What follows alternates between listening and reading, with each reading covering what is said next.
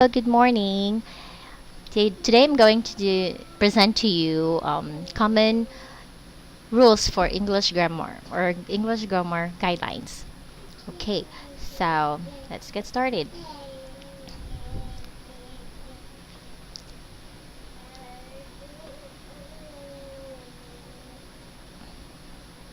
Okay, so what is grammar? Grammar refers to the way words are used, classified, and structured together to form coherent written or spoken communication. So there are actually 11 guidelines in grammar. So first we have used active voice, link ideas to the conjunction, use a comma to connect two ideas as one, use a serial comma in a list. Usually I'm going to discuss one by one in the following slides, these 11 guidelines. So you can just proceed. Okay, so the use of active voice. In every human language starts an active sentence with the verb or the doer, the one who performs the action. So if there is an object, the receiver of the action, it comes after the verb. So the formula actually is for active voice is subject, the S is for subject, V for verb, and O is for object. So here are examples. Mary walked the dog liked Mary. I did not like the dog. So in the first sentence, Mary is the doer, walked is the verb, and the dog is the object. While on the second one, the dog is the subject, and the verb is like, and Mary is the object or the receiver of the action. So that goes on with the third. So I is the subject, did did like is the verb, the dog is the object. Okay. Now, the second one, we have linked ideas with the conjunction. So, what are conjunctions? So, this actually, if you can see in the lower part, we have fanboys. It's mnemonics for and, nor, but, or, yet, so. Sometimes you want to link two ideas to the second subject verb object combination. When you want to do that, you need a coordinating conjunction, and the new formula looks like this. So we have subject plus verb plus object plus a coordinating conjunction in between them plus subject, verb, and object. Okay. So we actually used a comma to connect the two ideas as one. So we still use fun boys in this. And there are examples like, for example, I do not walk Mary's dog, comma, nor, which is the coordinating conjunction, do I wash him. In the second example, we have Mary fed her dog, comma, and is the coordinating conjunction, I drank tea. And third example, we have Mary feeds and walks her dog every day, comma, but, which is a coordinating conjunction, the dog is still hyperactive. So actually, this is simple. These are still compound sentences. So we have another one. Use a serial comma in the list. So what's the difference between a comma and a serial comma? Actually, this actually looks the same, but the difference is that a serial comma is the comma that is the last comma on a list of items. So you can see here, for example, Pets Are Us has lizards, dogs, and birds. So some would think that the comma after the dogs is not necessary, but grammatically that is correct. Commas separate units in a list. So in a above case, each unit only has one part, so it's easy. But there are also some which have bigger units. Examples: Pets Are Us has lizards and frogs, dogs and cats, and parakeets and macaws. So these are example of compound or many units. Okay, so notice that the serial comma comes before and but not the last and in the sentence. The and that follows the comma is only there because it sounds better.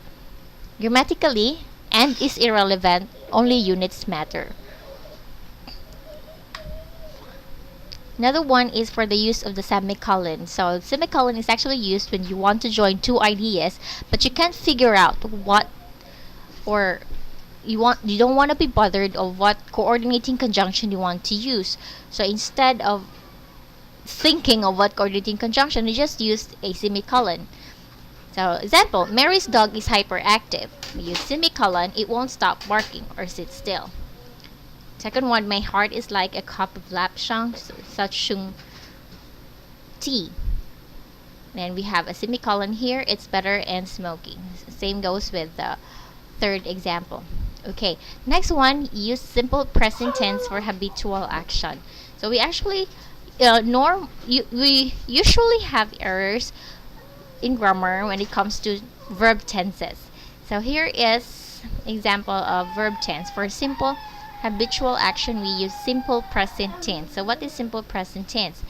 So this is just like if you have the regular form of the verb and then you take in the plurality of the subject. If it's singular, then you use a singular form of the verb. If it's plural, plural form of the verb. For example, Mary likes dogs. Mary is singular, so the verb like is likes.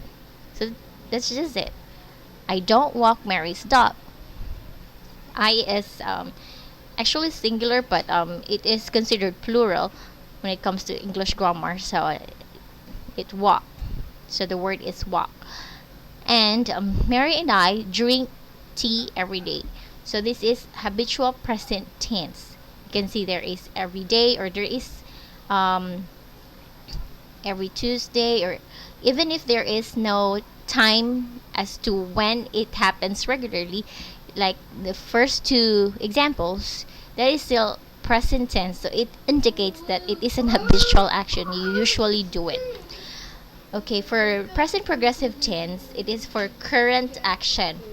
It is what is happening at the moment. So, the form of this is we use the ing form of the verb, or we actually know it as gerund form. Plus, we have a helping be verb. Be verbs are am, is, are, or their past forms. So, example, we have I am drinking tea. So, am drinking is the present progressive. The barking dogs outside are driving me crazy.